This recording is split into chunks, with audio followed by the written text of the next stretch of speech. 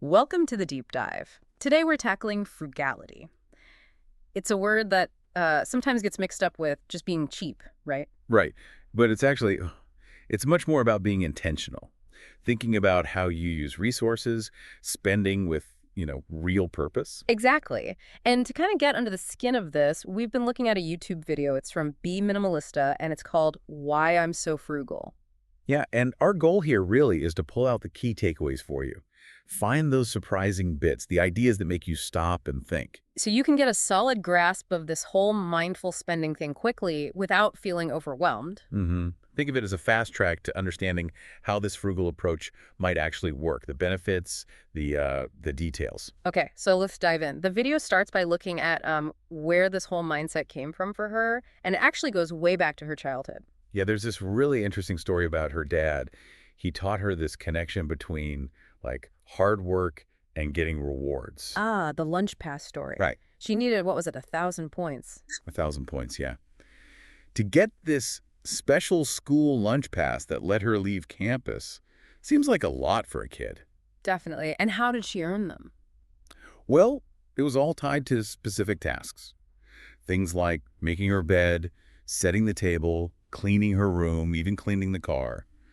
Getting good grades counted too. So a really clear system. You do the work, you see the result. Exactly. It wasn't just handed to her. It was about, actually doing things, achieving something tangible. That link was made very clear.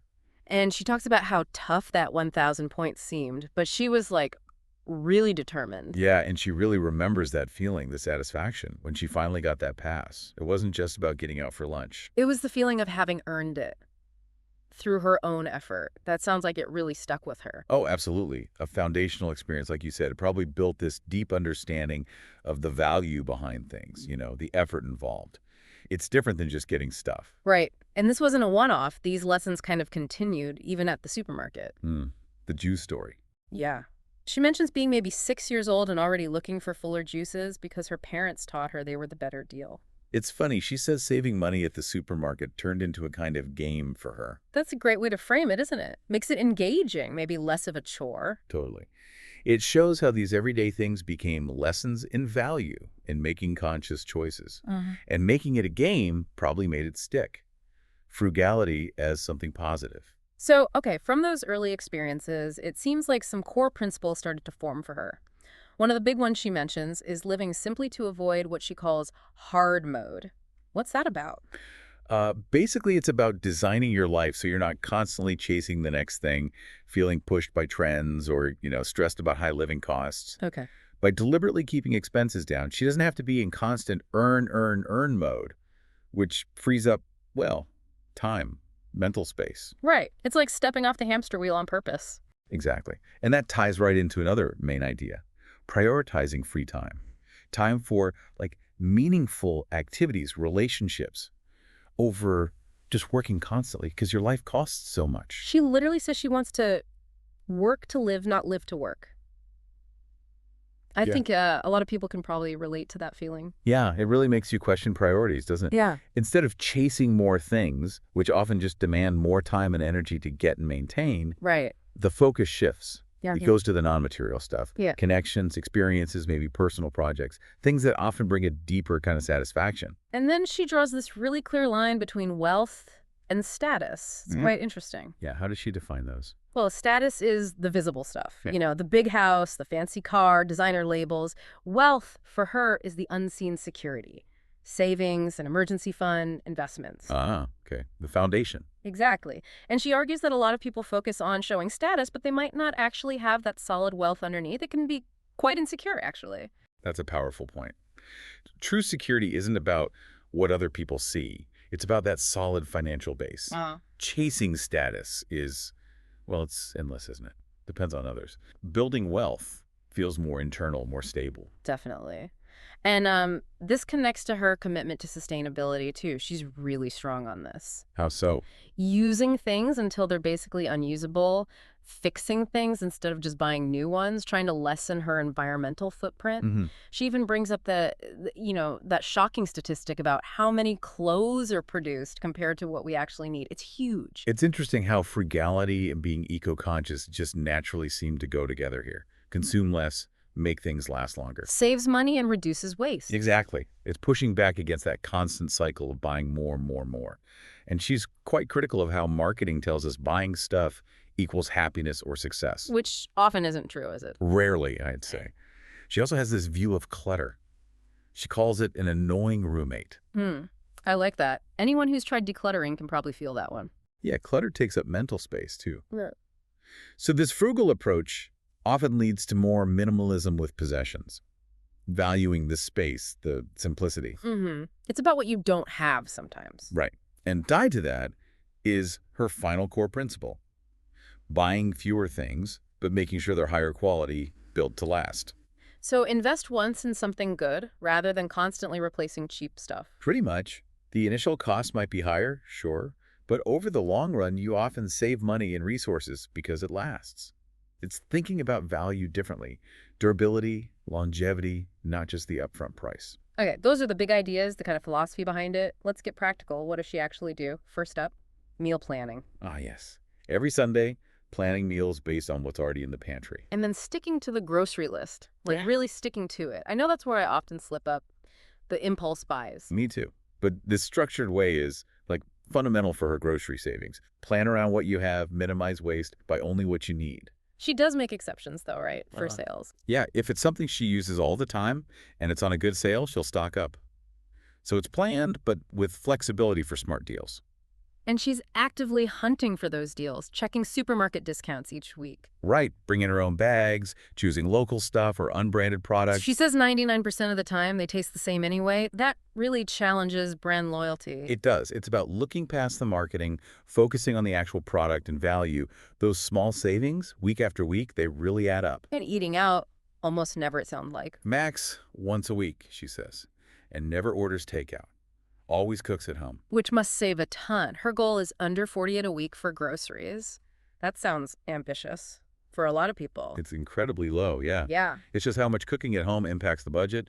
Restaurants, takeout, there's a huge markup there. She even offers to do a whole separate video just on grocery tips, which suggests she's got a lot more detail there. Okay, moving to bigger ticket items, the car. She sold it. Yeah, big move. But she lives in a city, good public transport. She just didn't need it. And she lists the benefits. Saves money, obviously, no traffic stress. And she calls walking or cycling free cardio. I love that. It's a great example of making a big lifestyle change based on, a rational look at her needs and what's available, plus the health angle.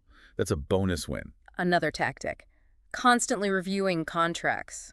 Insurance, subscriptions, internet, phone. Always looking for a better deal, switching providers if necessary. That takes discipline. A lot of us just let those things roll over year after year. Yeah, but you could be leaving serious money on the table. It requires effort, checking things regularly, but the payoff can be pretty significant. Then there's all the energy-saving stuff. Turning off lights, unplugging chargers. Even turning off the Wi-Fi at night or when she leaves the house. She mentioned some theory about Wi-Fi waves, which she admits might not be proven. Right, but she says regardless, it definitely saves energy costs, so why not? Fair point. Plus, shorter showers, maybe colder ones, air drying clothes instead of using a dryer. No ironing either. Using the dishwasher efficiently, too. It's like a whole system for minimizing energy use everywhere. Every little bit helps, I guess. Exactly. All those small habits together, they make a difference to her bills and, her environmental impact. For getting around town, if it's not the car, what's the hierarchy? Okay, so walking first if it's under 40 minutes, biking if it's under 20 minutes, then public transport. The car, or car sharing, is really only for longer trips when those aren't practical. So again, prioritizing the cheapest, healthiest, most sustainable options first. Yep, it's that conscious choice again. Thinking about the best tool for the job, not just defaulting to the easiest or most common one. And she tracks everything, every single expense. Meticulously. In a Notion template, apparently, which she offers for free, along with a video guide. That level of tracking, it must give you incredible awareness of where the money actually goes. Oh, absolutely. You can't really control your finances if you don't know where the money's going. That data is power. Lets you make informed cuts or changes. Sharing the template is really generous. Here's one I thought was really clever. Pet medication. Oh, yeah. Buying it from pharmacies instead of directly from the vet. Apparently, it can often be cheaper. Plus, using pharmacy discount cards. That's smart, especially for ongoing meds. It's about being a savvy consumer, even for essentials like pet care, without, compromising their health. And the last practical point, shopping intentionally. Meaning. Only buying when she actually needs something, not just browsing out of boredom. And when she does buy, trying secondhand first charity shops, online platforms. So avoiding impulse buys and prioritizing reuse. Exactly. She rarely buys new, but if she does, she researches the brand first. Looks for ethical stuff, like natural fabrics or good social environmental practices, or real background check. So even when buying new, it's intentional. It shows frugality doesn't have to mean ignoring your other values, like ethics or sustainability. Right. Which brings us to a crucial point. This isn't about pure deprivation for her. There are things she chooses to spend money on. Like what? Healthier food, for one. Even if it costs a bit more, that's a priority. Okay, so it's not just about the lowest price tag for everything. It's about aligning spending with what truly matters to her. Health is clearly high on that list. Definitely. And also investing in herself. Things like learning new skills, taking courses. She sees those as valuable long-term investments. Which makes sense, right? Knowledge, skills, they don't wear out. They grow with you. They're assets. Fully agree. The return on investing in yourself can be massive, way beyond the initial cost. Travel is another one. She budgets for it, sees it as important for, broadening horizons, mental well-being. But she probably still looks for good deals when she travels. No, for sure. It's still about being smart with the money, but the experience itself is valued enough to allocate funds for it. So it's balancing that desire for enriching experiences with the frugal mindset, finding cost-effective ways to do things she values. And maybe the most telling one, therapy. She sees it as essential for mental health and says she'll invest in it when needed, even though it can be expensive. That's really significant. It completely busts the myth that frugality means cutting back on absolutely everything, especially crucial things like mental health support. Yeah, it shows a really mature understanding, prioritizing well-being, making conscious choices about where resources are genuinely needed most. It's powerful. It's about strategic allocation, not just slashing costs everywhere. And lastly, she mentions doing a no-buy challenge. Found it transformative. Oh, those can be eye-opening. Yeah, she suggests maybe starting with just a no-buy month to get a feel for it. She also has a calendar for it you can buy, and other ways to support her channel, which seems fair given all the free content. A no-buy period. Yeah. It really forces you to confront your habits, doesn't it? Figure out what's a real need versus just an impulse or a want. It can definitely reset your perspective.